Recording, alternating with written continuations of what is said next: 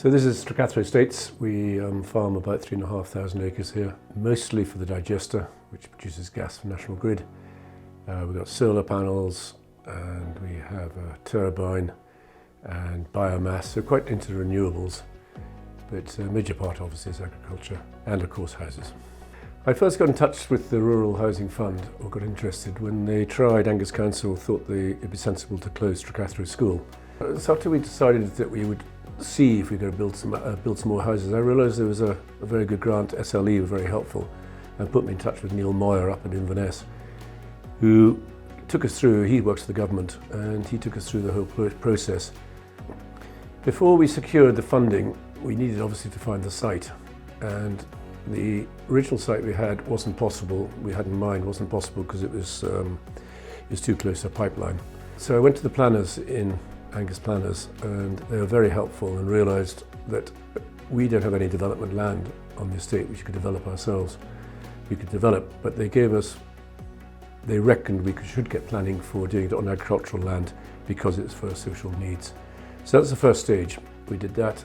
The actual process was relatively easy, helped through it totally by the More Homes division of the government. They took us through it all, a few meetings, but it's a relatively easy job to do. So the funding obviously was purely for the housing, and so how it works is that as you spend the money building the house, the government pays what you paid so far out. So in fact we got paid really up front. As we spent money, we got the grant, and it's remarkably fast. Within 3 days of us putting an invoice into the government, the money was in our account.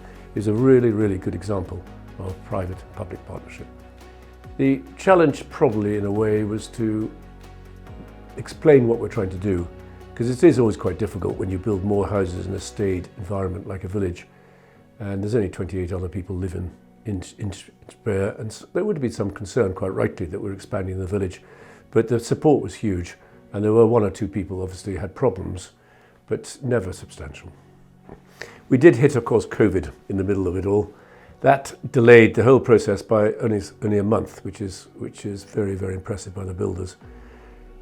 The huge cost in materials, the rise in that, and in the way labour and shortage of labour didn't affect us, because I think we were probably early enough to have got the contract in place before everything went into problems.